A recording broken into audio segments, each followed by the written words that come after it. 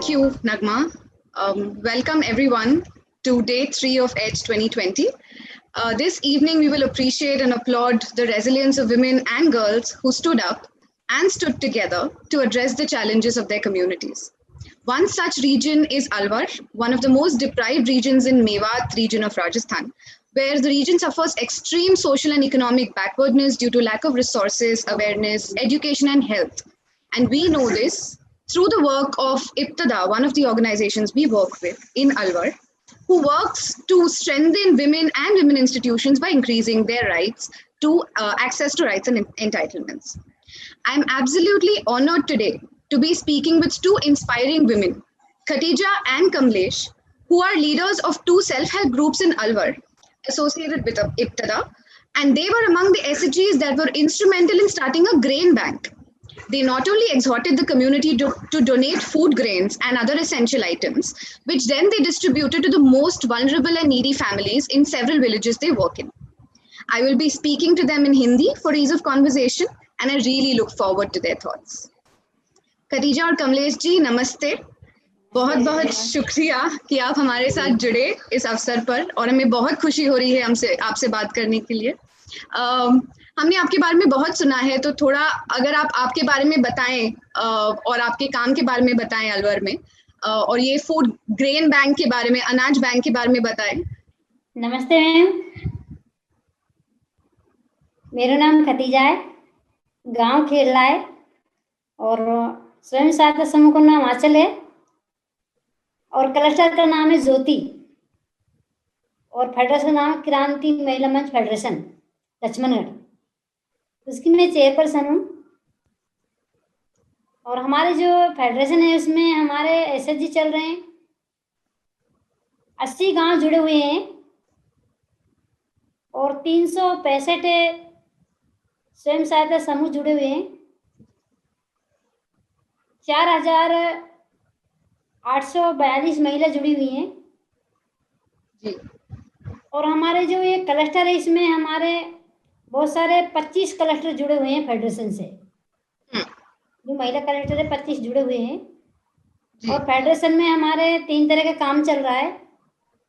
Federation के अंदर हम 13 स्टाफ हैं हमारे पास, जो एसपी हैं और मैनेजर हैं, सहायक मैनेजर हैं, अकाउंटेंट हैं जी. और हम ट्रस्टी मंडल के सदस्य 11 जुड़े हुए हैं जो क्रांति महिला मंच में बैठते हैं, मीटिंग करते हैं. और हमारे 40 जो ग्राम पंचायत हैं उनमें स्वयं सहायता समूह का काम चल रहा है और हमारे पास 6 पंचायत समिति जुड़ी हुई है जिसमें हम आज भी स्वयं सहायता समूह का काम कर रहे हैं. और हमारे जो फेडरेशन है उसमें बहुत सारे 3 प्रकार के काम चल रहे हैं. एक तो आजीविका को लेके काम चल रहा है, एक महिला उद्यमी को लेके काम चल रहा है और एक अधिकार को लेके काम चल रहा है. महिला अधिकार पे भी हमारा फेडरेशन काम कर रहे हैं, तो इसमें 3 प्रकार का काम भी चल रहे. तो मैम ये तो मेरा पढ़ाई मेरी 5 ही है जी. अब देखा जाए तो देखो हमारे जो फेडरेशन है उसमें काम तो हम काफी दिन से कर रहे हैं, बहुत सारी बहनें भी जुड़ी हुई हैं, पर हमारे जो फेडरेशन में जो क्लस्टर है 25 है उनमें हम छोटी छोटी प्रक्रिया पहले से कर रहे थे. जैसे एक मुट्ठी अनाज इकट्ठा करना जी, गरीब परिवार को मदद करना और गरीब परिवार की जो क्षमता है इनको पूर्ति करने का हमारा थोड़ा सा काम था. बिल्कुल. और आप बता रहे थे कि ये अनाज बैंक जो अभी कोविड लॉकडाउन के टाइम पे आपने किया, ये आप पहले से ही अनाज इकट्ठा कर रहे थे? जी जी मैम, हमारे पहले से ही प्रक्रिया कर रहे थे हम छोटे छोटे. अच्छा. तो जैसे 22 मार्च को जब लॉकडाउन लगा तो हमने एकदम से सब परिवार घर में बंद हो गया. मजदूरी करने वाले थे जो मजदूरी करने वहीं रह गए, घर परिवार थे घर में रह गए. तो हमको लगा कि कुछ दिन का ही रहेगा, सब ठीक हो जाएगा. तो धीरे धीरे जब ये कोरोना महामारी बढ़ने लगा, लॉकडाउन बढ़ने लगा और बहुत सारी सख्तियाँ बढ़ने लगी, तो हमको लगा कि ये तो बहुत सारी दिक्कतें होंगी, मजदूर तो बहुत मजबूर हो जाएगा. तो हमने फिर सोचा कि क्यों ना हम जो ये कोरोना महामारी चल रही है उनमें कुछ हम अपना महिलाओं के साथ सहयोग करें तो सबसे पहले तो हमने जो कोरोना के द्वारा महिलाओं को जानकारी देने का काम किया था, दूरी बनाना, मास्क रखना, एक दूसरे की चीज को ना छूना, तो ये पूरी जानकारी हमने महिलाओं के बीच ग्रामीण में फैलाई थी, स्टाफ के द्वारा, कमेटियों के द्वारा। तो ये धीरे धीरे हमने प्रयास करा था, तो महिलाओं को भी दूरी के समझ में आ गया। अच्छा। उस टाइम पे हमारे गेहूं की कटाई भी चल रही थी। तो जब हमने स्थिति देखी गरीब परिवार की, जैसे मजदूर है बेचारे बहुत परेशान है, उनका रोज का लाना और खाना था उनका बंद हो गया, उसके बच्चे भूखे रहने लगे। फिर हमने एक मीटिंग रखी थी फोन पे इतिदा के साथ और फेडरेशन के साथ जी। सर हम आगे महिलाओं के साथ काम तो कर रहे हैं, बाकी हम और आगे बेहतर कैसे कर सके, गरीब परिवार की मदद कैसे कर सके। तो हमारे बीच में यही आइडिया आया था कि तुम मदद तो पहले से थोड़े थोड़े अनाज की कर रहे हैं, पर क्यों ना हमारे बीच में अब किसान के पास अनाज हुआ है, तो हम कोशिश करके देखे किसान के पास इकट्ठा करें, कुछ हम भी मदद करें तो हमें गरीब परिवार तक पहुंचा सके। जी, बहुत बढ़िया, बहुत बढ़िया। तो हमने गांव में बातचीत करी, जो कोर कमेटी बन रही है उससे बातचीत करी, उनको हमने बैठा के नहीं बातचीत करके समझाया कि आपको गांव में जाके थोड़ा सा भ्रमण करना, अनाज के बारे में चर्चा करनी है। हमने पुरुष से भी बात करी, पुरुष भी जुड़े हमारे साथ में चर्चा में। अच्छा। और हमने कोशिश करी, तो हमने गांव में जाके नहीं, जब अनाज इकट्ठे करने की बातचीत करी, तो देखो गांव में से बहुत सारे सवाल आए थे। जी, किस प्रकार के सवाल आए? हाँ, बहुत सारे सवाल आए थे कि ये तो क्या बांटेंगी, खुद खा जाएगी, और अच्छा। ये तो खुद के मारे करती हैं। हाँ। सरकार तो खुद ही मदद कर रही है, ये क्यों आपको मदद करने के लिए तैयार हो रही है। तो हमने उनको समझाया, देखो सरकार दे रही है वो अच्छी बात है, पर बाकी अपा भी जो गांव में गरीब परिवारों की मदद कर सकते हैं, अगर मान लो अपने गांव से बाहर कोई बाहर के गांव में भी गरीब परिवारों की मदद कर सकते हैं। जी। तो हमने ऐसे करके नहीं, मेरे खुद के गांव में 3 कुंटल अनाज इकट्ठा हुआ। अच्छा। और पूरे हमने फेडरेशन का टोटल करा था, हमने 45 गांव में भ्रमण करके अनाज इकट्ठा किया था और 52 कुंटल अनाज इकट्ठा किए थे। जी। तो हमारे इब्तिदा में सर्वे थे, इन्होंने कहा कि भाई तुम अनाज इकट्ठा करोगे तो किट हम बांट देंगे, जैसे तेल मिर्च जो भी सामान था। उनकी बहुत खुशी की बात है, सर गरीब परिवार का अच्छा गुजारा हो जाएगा, अपनी सब्जी रोटी तो खा ही सकते हैं। जी। और कितने में बांटा आपने ये अनाज जो आपने इकट्ठे किए? हमने 200 परिवार में बांटे थे।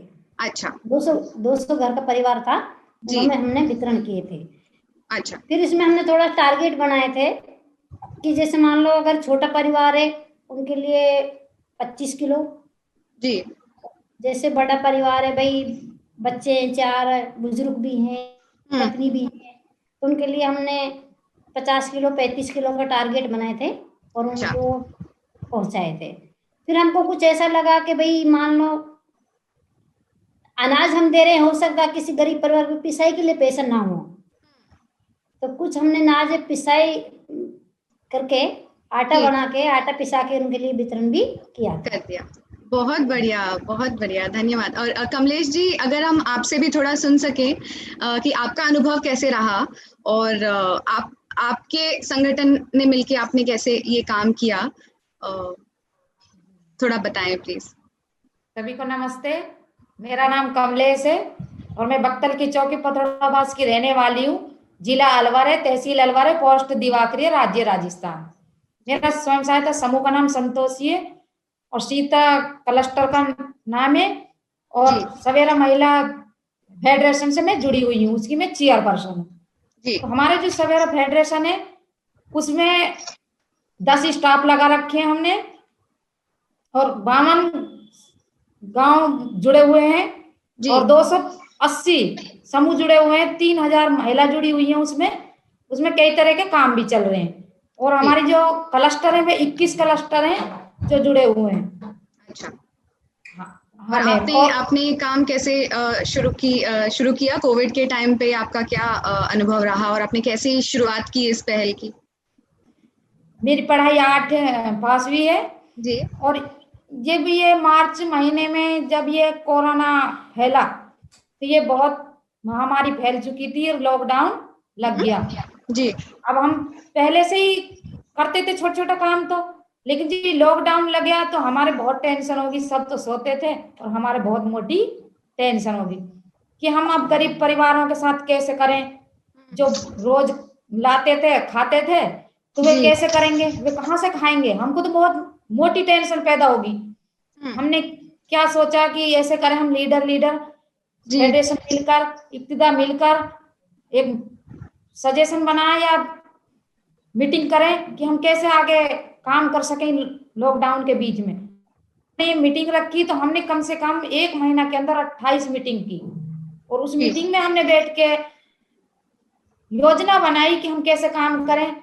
सबने सजेशन रखा और हमने कहा कि हम एक मुट्ठी अनाज तो इकट्ठा कर सकते हैं और अब हमारी कटाई चल रही है। अगर हम 5 किलो 10 किलो अनाज अगर किसान से बोलेंगे और मिलके काम करेंगे तो कोई भी हमको नाट नहीं सकता है जी, बहुत अच्छी बात है। तो हमने ऐसे ही हमने कमेटी के द्वारा फोन से ही बात की और बात करके हमने सबसे पहले तो जागरूकता फैलाई, उसके तहत ही हम गांव में घुसे कि हमको कोरोना में कैसे सावधान चाहिए, साबुन से हाथ धोने चाहिए, मास्क लगाना चाहिए, बाहर दूरी बना के रखनी चाहिए, बाहर नहीं जाना चाहिए, तो हम कैसे सावधानी बरतेंगे जैसे हम इस बीमारी से बचें। तो ऐसे करके हमारे महिलाओं के समझ में आई। फिर हमने अनाज के बारे में भी उनको बताया कि हम अनाज इकट्ठा कर सकते हैं क्या, बिल्कुल कर सकते हैं। अच्छा, हमने अनाज इकट्ठा किया तो हमने कम से कम 19 गांव में काम शुरू किया। अच्छा, हाँ। और कितना अनाज इकट्ठा हुआ और कितना आप दे पाए? तो 19 गांव में हमने जब अनाज इकट्ठा तो हमारा 46 कुंटल अनाज इकट्ठा हुआ। अच्छा, हाँ। तो हमने कमेटी से बात करी कि भाई कैसे ही अनाज इकट्ठा होगा तो कैसे गरीब परिवार तक हम पहुंचाएं। हमारी पूजा संस्था, उनसे हमने बात करी तो उन्होंने कहा कि आपने अनाज इकट्ठा कर लिया तो अनाज से ही तो पार नहीं पड़ेगी, उसके साथ कुछ मिर्च नमक भी चाहिए। तो इन्होंने हमसे किट के बारे में बताया। अच्छा, कि हम किट बनाएंगे 800-900 की, उसमें सारा मसाला होगा और जब तुम अनाज इकट्ठा बांटो तो हमको बता देना, हम उसके साथ किट भी साथ देंगे। हमको बहुत खुशी हुई। बहुत बढ़िया, बहुत बढ़िया। और ये करते टाइम कोई दिक्कत हुई आपको ये काम करते टाइम? जैसे खदीजा जी बता रही थी बहुत सवाल उठे, और कोई दिक्कतें हुई ये काम करते वक्त? अब जब हमने ये काम शुरू किया तो गांव में सभी कह रहे थे कि सरपंच बन रही है, सबके तो घर में मास्क लगा के बैठे हैं और ये बाहर जाके मदद करने वाली हो रही है, ये खुद को ही इनको ही चाहिए। सब सवाल करते हैं गांव में, लेकिन हमने कोई सवाल किसी का नहीं सुना। हम बहुत दूसरे गांव में भी गए और जो भामाशा ऊपर बैठे हैं पैसा वाले, उनसे हमने मदद भी मांगी। जैसे बाहर से हमारे गांव में मजदूर आके रहते थे, इनके लिए खाना भी हमने लगवाया, कम से कम 2 महीना खाना चला। अच्छा। हमने 100 रुपया भी हमने इकट्ठा करके और हमने उनको दिया कि ये मदद है आपकी, हम हमारे गरीब परिवारों को खाना दोनों टाइम मिलना चाहिए। तो ये भी हमने खाना भी। सॉरी, ये आप काम करते वक्त संगठना का जो शक्ति है, औरतों इकट्ठे होने वाली शक्ति, उसके ये सब आपने जब काम किया उसके बाद क्या गांव वालों में वो एक अवेयरनेस जागृत हुई कि ये महिलाएं इकट्ठे आके इतना अच्छा काम कर सकती है? कोई ऐसी सीख आपको मिली काम करते टाइम जिसने आपका प्रोत्साहन बढ़ाया? जी बताइए खदीजा जी, बताइए। ये मैम, जब हमने अनाज वितरण किया था गरीब परिवारों के लिए, 200 परिवारों के लिए, तो हर गांव में एहसास हो गया, पुरुष को हो गया हकीकत में महिला संगठन में बहुत ताकत है और बहुत ही मदद गरीब परिवार की कर सकती है जी। तो हमको इसमें बहुत सीख बनी मैम कि मान लो हमें गरीब परिवार के साथ आज हमने छोटा सा काम कराया, कल को हमको ये भी सीख बनी कि जैसे मान लो गरीब परिवार में जैसे कोई विधवा है या कोई गरीब अनाथ बच्ची हैं, उनके लिए हमने कुछ ये भी सोचा कि भाई उनको अनाज तो हम कब तक देंगे जी, 1 साल में 1 बार दे देंगे, महीना गेल में दे देंगे। बाकी उनको हमने ये भी सोचा, ये भी हमारी सीख बने कि हम क्यों ना एक रोजगार से आजीविका से जोड़े। आजीविका से जोड़ना मतलब उनको स्थायी संसाधन बनवाना, जैसे कोई दुकान का काम है, जैसे आजीविका पे पशुपालन का काम है, जैसे खेती बाड़ी का काम है जिसके पास, तो ये हमारी सीख बनी थी। हमने काम करना भी शुरू कर दिया जी कि ये इस कोरोना के दौरान ये हमको बहुत सारी कठिनाई आई थी और हमारी ये सीख बनी कि ऐसी समस्या पता नहीं कभी होजू भी आ सकती है। बराबर। गरीब परिवार अपनी रोजी रोटी करके खाने लग जाएगा तो उनको ये स्थिति नहीं देखनी पड़ेगी। और ये मेरी तो बहुत अच्छी सीख रही कि हम एक दूसरे का सहयोग करने के लिए, मदद के लिए हमको जो क्षमता मिली, जो हम जागरूक हुए, सशक्तिकरण हुए ये संस्था की तरफ से, ये बहुत अच्छा रहा। मेरे को तो बहुत बहुत बढ़िया, बहुत थैंक यू, बहुत धन्यवाद कि आपने आपके इतने अच्छे काम के बारे में हमें बताया। आपको सुन के बहुत सारी महिलाएं प्रोत्साहित होंगी कि गांव की महिलाएं भी दृढ़ निश्चय से काम कर सकती हैं। सो बहुत बहुत धन्यवाद, आप हमसे जुड़े। Thank you so much. So I'm very inspired by listening to these stories from women whom we don't get to hear and meet in day-to-day life. And often we think collectivizing women is always from an economic perspective, as tools for enabling women to access financial resources and savings. But today, as we see from Khatija and Kamlesh's stories, women's collectives also play a great role in nurturing women's leadership, participatory change, and promoting both social and economic inclusion. And I think Ibtida's work in nurturing these women as Adhikar Sakhis, mobilizing them into village rights committees has truly made leadership as an ingrained part of the work that these women do for their communities. And it's truly a by women, for women, of women initiative that, we are actually seeing as a success as we hear them speak today. Thank you so much. And it's been an absolute honor speaking to them and about them. Thank you for listening in.